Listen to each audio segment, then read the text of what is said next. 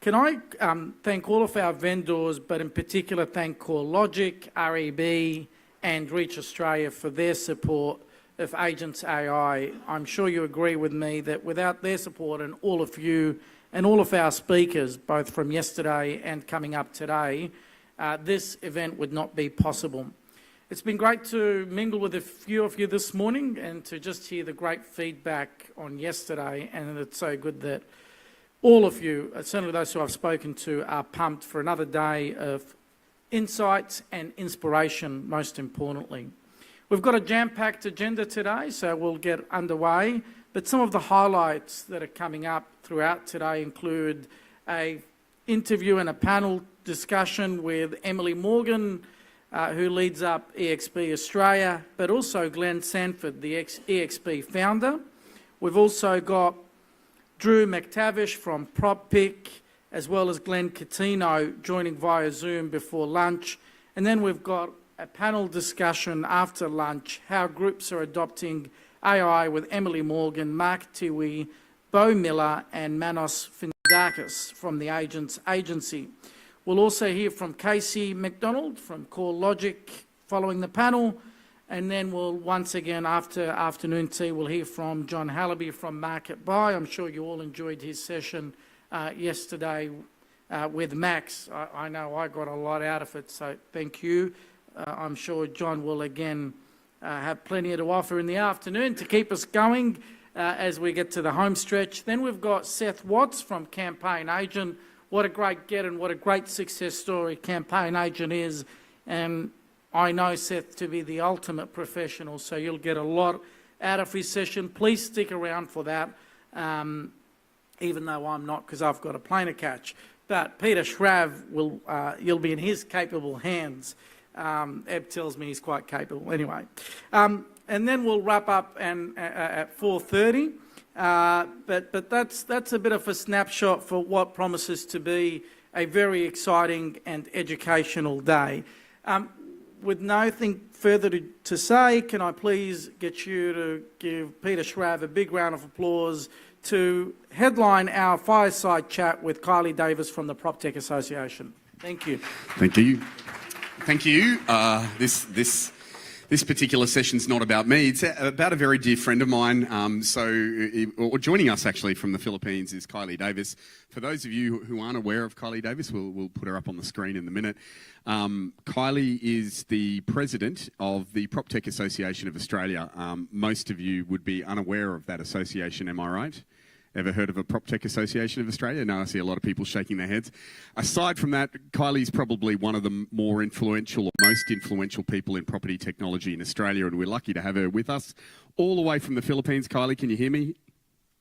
I sure can, Pete. How are you, everybody? Yeah, well, how are you? I'm recovered from the flu nearly, so all good. And I'm sorry I can't be there today. That's all right. How was the wedding?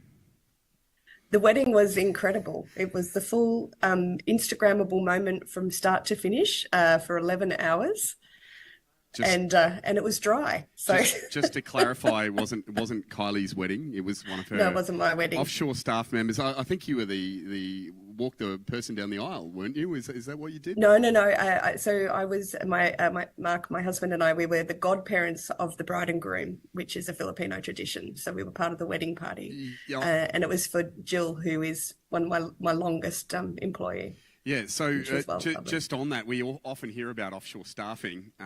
A lot of people aren't aware that after some period of time, you actually become really good friends with these people that you've worked with for so long. So it's, I think it's amazing to hear that. I know Ebony and we worked with an Indian gentleman by the name of Rohan, and we only met him for the first time last year, and that was exciting for us. But anyway, I digress, and we've got a short amount of time. So let's talk technology, which is why we have you here this morning. Can you talk about the state of Australian PropTech, or let's say maybe a snapshot of Australia? Why is Australian PropTech even a thing at the moment? Why? What is it that makes it so special? Well, I think there's a couple of things that are going on at the moment that make Australian PropTech special. Look, at our last count, which was last year, in around about August, September, we had counted over 600 Australian PropTech products and brands out in the market, and that was across the entire spectrum. As real estate agents, we tend to just focus on what's happening in the sales and marketing space, but PropTech is an umbrella term that impacts everything across how we buy, sell, build, design, construct, manage, renovate, do like everything inside the property ecosystem. And so while the PropTech that we're seeing inside the residential property real estate space is actually quite mature, because companies like CoreLogic, realestate.com, Domain have been around for 20, 30 years. We did have a big flurry of activity when the cloud and mobile technology took off about 10 years ago, and then a whole lot of these new ones came up. But we're now seeing that they're starting to mature, and that they're starting to actually get purchased or exit, or or grow even bigger. And so residential PropTech is leading the way across the entire PropTech landscape here in Australia. So we're seeing commercial PropTech sort of about 3 or 4 years behind where we are in residential, and then we see construction and design and planning even further back, but rapidly starting to embrace and catch up. The reason all these things are important is because it means that it's not just how you buy and sell property at the moment and what happens inside your business as a real estate agent that is being impacted. In the next 5 years, we are going to see the entire landscape starting to change significantly. And that includes, faster turnaround times on council planning and approvals, faster building, different ways of building property, faster ways of doing that. And so the next 5 years are going to start to see that come in quite quickly. Government and construction companies, if we think real estate agents are slow, welcome to government. So we'll start to, there will be kind of a little bit of resistance, but the pain and the cost inside our legacy systems across the transaction space are so huge now, and so deeply connected to inefficiency at a time when we can, watch whether our pizzas are going to turn up in the next 5 minutes on our phone. There's just this huge disconnect between our experiences that we expect as consumers and our property experiences that we have to have. So all of these things are really expanding and growing the PropTech universe and increasing adoption around it. And one of the reasons why Australian PropTech is so clever and so well positioned globally is because to build a PropTech here in Australia, you have to be able to accommodate 9 different kinds of legislation for every single state. And so if you can do that, expanding for another 52 states in the US, or moving to the UK or any other Commonwealth country, is pretty par for the course. You've already got that capability inside your technology team. So there is a stack of things to unpack in there. We could talk about the acquisitions that have kind of come over the last couple of years. Why do you think, like you spoke about the consumer expectation not being up to standard in the PropTech industry, what do you think is driving that? Why do you think, like I understand when we're ordering a pizza, we can see that all the way along. Why do we not have a conveyor belt of those PropTechs already existing in Australia? Is it because of the legacy tech, or...? I think it's a combination. One of the big mistakes we make in PropTech is this assumption that there's one magic shiny button that we push and poof, like the entire PropTech or property landscape and real estate landscape is magically fixed and everything is amazing.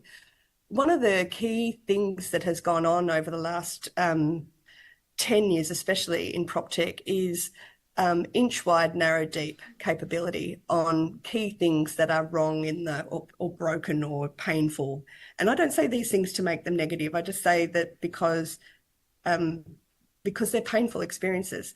And so we've seen all of this PropTech popping up that can fix one part really well of that pain, of part of the pain in the process. And so there's two things around that. That means that lots of little PropTechs pop up because there's lots of pain and there's lots of specific skills required to solve some of those different things. So the skill you need to create an amazing CRM or sales and marketing solution is very different to the or to the skills that you need to create an amazing planning solution, or even a property management solution, or a facilities management solution. They're all kind of got very different skill sets and technology needs behind them. So what we've seen is this sort of an ecosystem of lots and lots and lots and lots of different prop techs with specializations and crossovers and things like that popping up. And then what the skill is as a real estate agent or as a principal is to work out which ones do I choose to make my service and my agency stand out and deliver the service that I want to deliver. Yesterday, I detected some frustration amongst the attendees here during a panel of the sheer amount of prop tech that there is, and I know you and I discussed this quite often because do you remember 4 years ago we had property managers coming to us and saying, "God, there's too many pieces of technology," and then everything was acquired into one group, right? And then and then only 2 years ago we had property managers coming to us saying, "We're not getting the customer service that we used to get when everything was individual, and we're not getting followed up." We had a question about customer service yesterday, didn't we? Somebody expressed, I guess, concern about the fact that once you're signed, you're not on board. Do you think that it's cyclical? Do you think that we go in cycles as far as things are all amalgamated, and then we go through a period where we see a whole heap of new tech and they either mature or die out and then emerge? Do you think that's cyclical in Australia? Are you seeing that? Oh, totally. I think it's absolutely cyclical. So when I was back at CoreLogic, the big complaint from real estate agents, and this is just before or just as that secondary tech boom was really starting to take off, was the complaint was, realestate.com own everything, and that's, and they shouldn't be controlling what real estate agents do. We want our own power back. We want to be able to decide how we deliver services. We want to own our data. We want to, we don't want to be beholden to a single monopoly. So then all of this plethora of prop tech pops out, and then the complaint is, oh, now there's too much tech, there's too much choice. That's not fair. We should be able to, we shouldn't have to make that choice. It is cyclical. The option is, do you want one master to control, one monopoly to control everything, or do you want a diverse marketplace?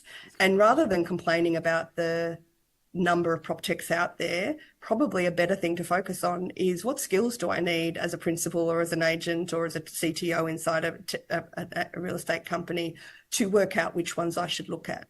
Because with 600 prop techs out there in the market, the wrong way to do it is to try and meet or be introduced to each of them and work out, do you need what they've got? Even just in the sales and marketing space, there's just too much technology out there to work out, to try and find out, what do they do? Is that what we want? Oh, I'm not sure. Let's actually, what are the features that we get as it? Taking a feature-led approach is the wrong approach. What I counsel my real estate agents that are involved in the PropTech Association to do is think about what an amazing service looks like for your clients. Whether they are sellers or buyers or investors or renters, work out what an amazing experience looks like, which is nothing like, well, not nothing like, but is not a typical experience that people have today. But how could the purchase of the biggest dollar ticket item that most people will buy or most people will spend, because rent is extraordinarily expensive now too, that's a very big investment. How is that the spending of that money for something as deeply psychologically important as security and shelter, how could that be the best retail experience you ever have, as opposed to what it is at the moment, which is deeply stressful, time pressured, opaque, hard to understand what you're up to, fraught with traps and tricks that because we only ever do it once every 7, 8, 12, 15, once in our lifetimes, we need guidance and help on from professionals like agents. Yeah, amazing. So, yes. Amazing. So you bring it all back to the consumer. How do we make How do we make that amazing? Yep. Where are we now? Why can't we do it? And then what would need to happen at each what needs to happen? What can we improve in that middle bit? And what technology could we use, or what processes could we use with the technology we've already got to get the most out of our tech, to really lift that, to lift that experience and be constantly moving towards an amazing experience for our clients every time we introduce a new piece of technology. Yeah, excellent. So, I mean, I understand there are also technology involved in the back end of offices, but that is also, in many respects, we're doing that for the consumer, even though they may never see that technology. Can you talk to any trends that you're seeing, or the PropTech Association seeing, you're seeing, whoever it may be seeing, in the area of, let's say, residential sales? Are you seeing any particular trends? I know we're at a conference about AI, so that's somewhat of a no-brainer. But are there types of technologies that you're seeing appear more prevalently than others? Well, we saw that AI last year at the PropTech Awards was one of the biggest and fastest growing categories. Like, everybody had an AI enabled enablement as part of their technology. And I think that's a really interesting, an interesting thing to note for two reasons. The reason it's interesting is because don't go after a single AI solution like there is no shiny unicorn that will do everything for you as a bot inside real estate.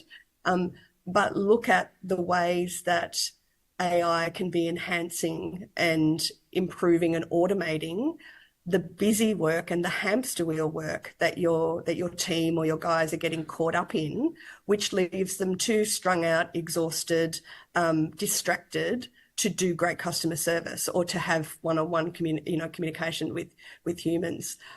Because what we are seeing because of this, there's two things going on.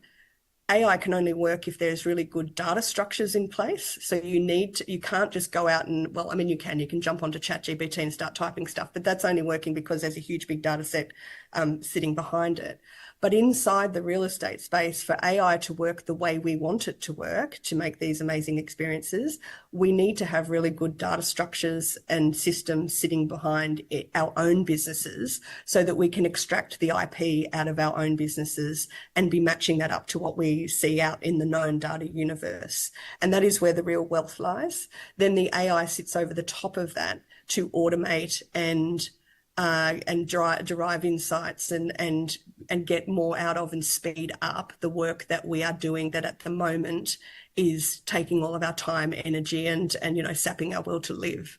And I think just to go back to what you were saying before, Pete, about there's a lot of tech out there that's being used at the back end. Yes, there is. And that's really important too, because all technology, all disruptive technology should be saving you time and money, which doesn't mean from day one, because it will only save you time and money if you implement it, train on it, and get the most out of it and embed it into your systems and processes. But that is actually now a hygiene factor in all technology, in all prop tech. You shouldn't be adopting any prop tech unless it's going to save you time and money at some point. But then what we're seeing, the next level of technology development is around the space of empowering the powerless. So this is where we see buyers and renters having access to better insights, better knowledge, the technology that helps them make confident, more accurate decisions, or make them feel empowered in the conversation. And we're also seeing technology that is basically allowing us to extract value from assets that in the past was just too expensive or manual to extract any value out of. So we're seeing that in a really physical sense, in terms of parts of buildings that just weren't able, like the loading dock in a commercial building can now be time managed so that people can make appointments to get in, so that that when things are going to actually turn up, how things are going to be logged or booked. You can even start to charge to let your neighbours borrow your loading dock space, all of that kind of stuff. Airbnb letting you get extra money from houses that are holiday houses that aren't being used.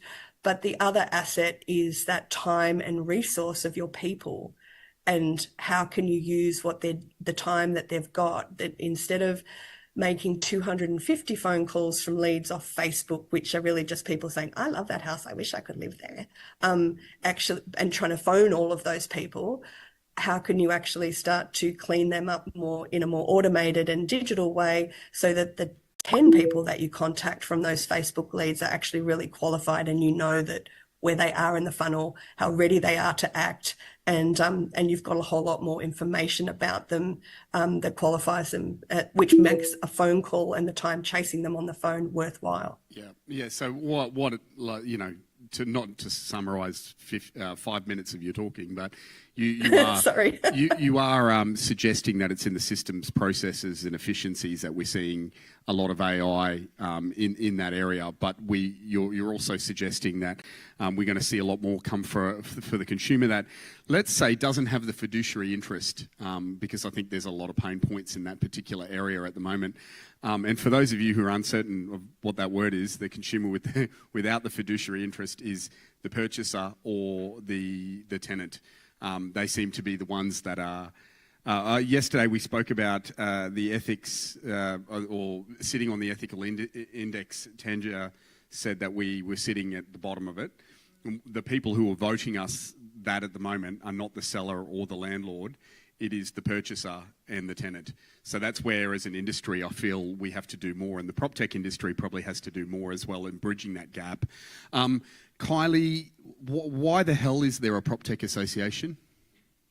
Why? Because there's a whole bunch of technology providers out there who need to come together to benefit. So, I think the question really is not why is there a prop tech association. There's one from our point of view as technology providers, but what's the benefit of a prop tech association to the real estate industry?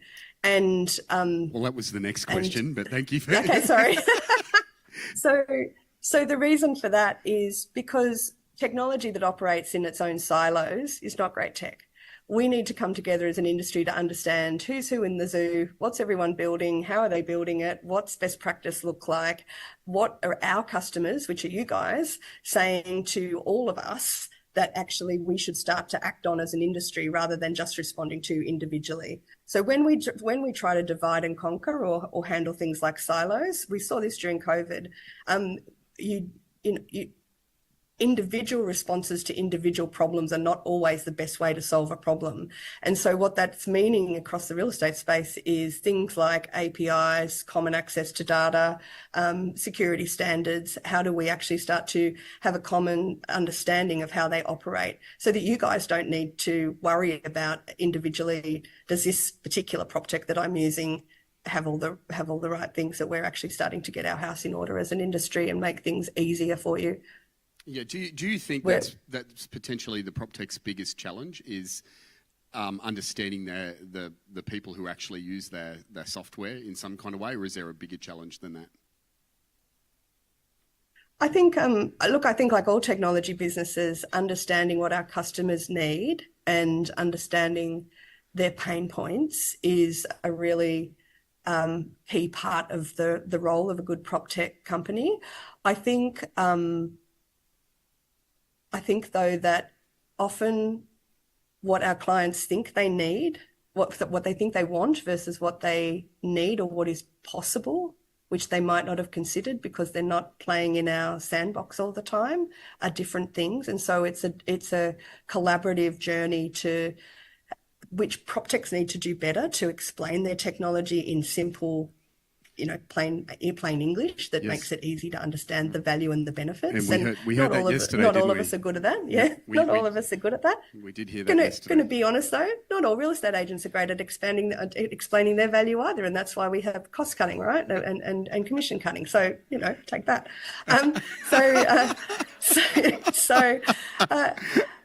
Thank you. So that's all right. So I think everybody needs to work together, and that a collaborative approach to understanding what is needed, what would be great, like what does amazing look like? What does amazing look like as a prop tech experience too? That's something that I'm constantly challenging our members to do. How do you onboard seamlessly? How do we explain our benefits and value without needing people to go through a menu of features to work out for themselves whether that works for them or not? I think there's a lot of things that we need to do to lift our game. But we're a nascent industry. who is inventing and creating as we go, which is very different to an existing established industry that is applying past process. So so we encourage everyone to sort of participate in that collaboration and creativity. Yeah, well, that's interesting because the PropTech Association, and full disclosure, we're both part of the PropTech Association. You are the vice president. Yeah, Kylie's effectively my boss. So I have to be nice to her in this conversation. But the reality of the PropTech Association is that even though it exists for PropTechs themselves to network, I think one of the things that's not known to the public is that you're quite welcome to participate and hang out with a bunch of nerds if that's something that you want to do anyway. I mean, it's not everyone's cup of tea. A lot of the subjects that are talked about, you may not understand, but we actually have more and more agents getting involved because they want to understand the newer forms of technology that are coming out and they want to be on that cutting edge. So, and we've got some members here. I see Theo nodding his head at the back. We've got property in there. So there are a bunch of us in the room that are part of the PropTech Association. Really, as Kylie said, we exist to try and understand better how we can serve you. So moving on from that, do you think there's a play for real estate agents to actually attend our events and meet the PropTechs? Like we have a few of them, as I just said. Like, what if these guys all just turned up? Welcome them with open arms? We would welcome them with open arms, absolutely. I guess the reason we started, or the reason the passionate sort of, we must do this kind of thing that drove me to establish the association was that as a technology supplier, we're constantly going to real estate agent conferences, which were awesome. Like as an industry, we're so committed to training and learning and hearing new ways of doing things. But all the technology providers were sitting like second-class citizens out in the trade hall and never allowed into the room.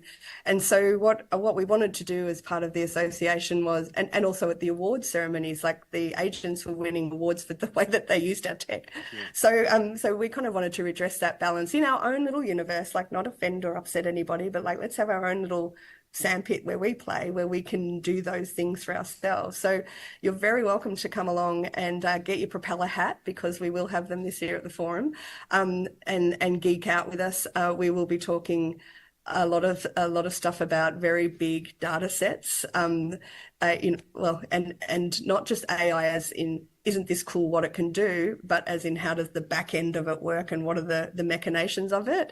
Look, I'm the president, but I still can't get my Bluetooth printer to work. So like, don't judge me. But because sometimes these conversations are a bit theoretical, but we do kind of, and APIs and data sharing and just sort of a lot of the kind of crunchy back end stuff. But if you can understand it and understand how, or get a feel for what's coming, and then relate it back to what are we doing in our business at the moment? How is that going to impact it? It can just give you a bit of a heads up as to what future horizons are going to look like for you. And that when you're trying to map that amazing process with what's coming next, you can start to fill in the gaps that you haven't been able to solve, where you haven't been able to find something to solve for yet. Yeah, so what I thought I'd do, we've got about 10 minutes to go, and Kylie and I can keep talking for quite some time. We could talk under concrete. Yes, we could.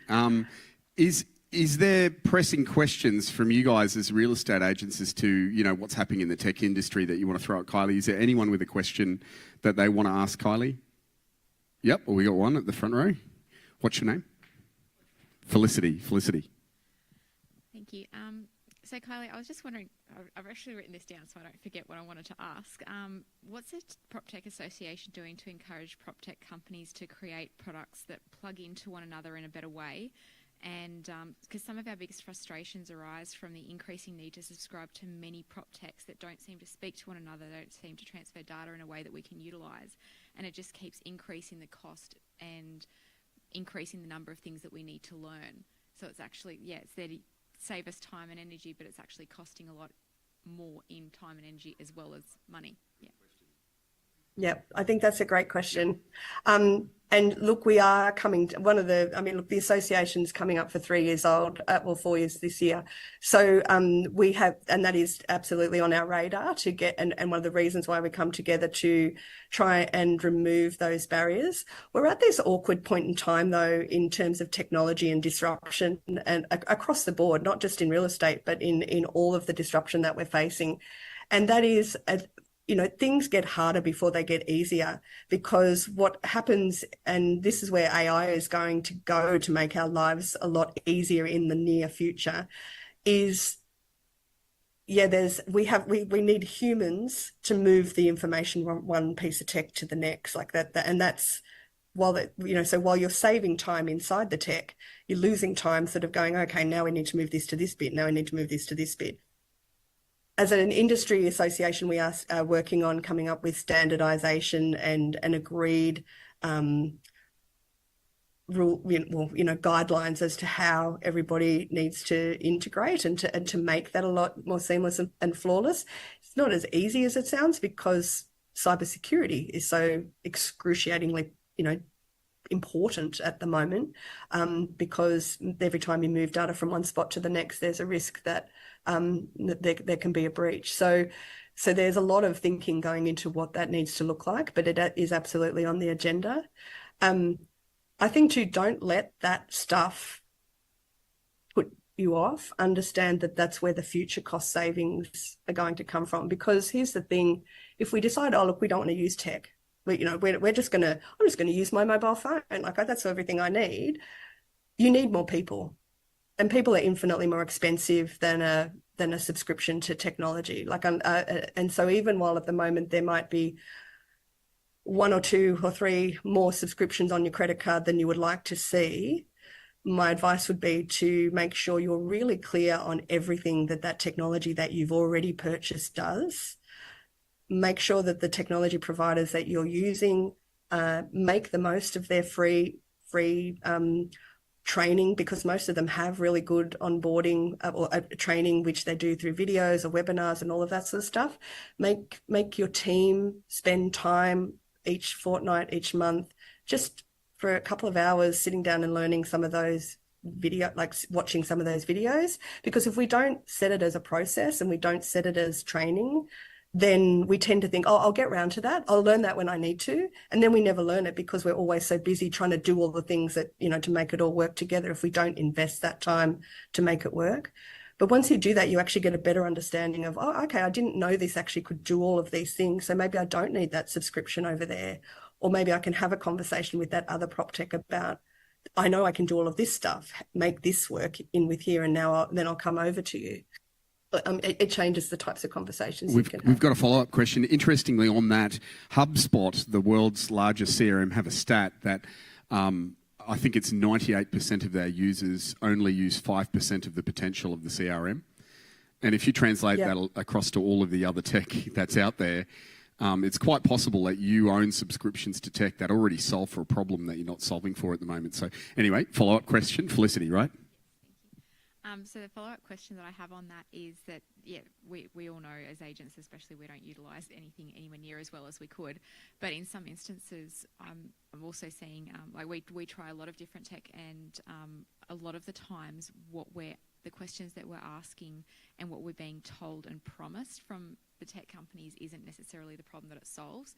So is there any work happening to for there to be sort of standards that these companies are held to, because you're always signing up to like a 6 or a 12 or an 18-month contract with these companies for good money, and then if they're not actually delivering what they're promising, is there sort of going to be like a standard that people are held to, that they can't just promise and not deliver?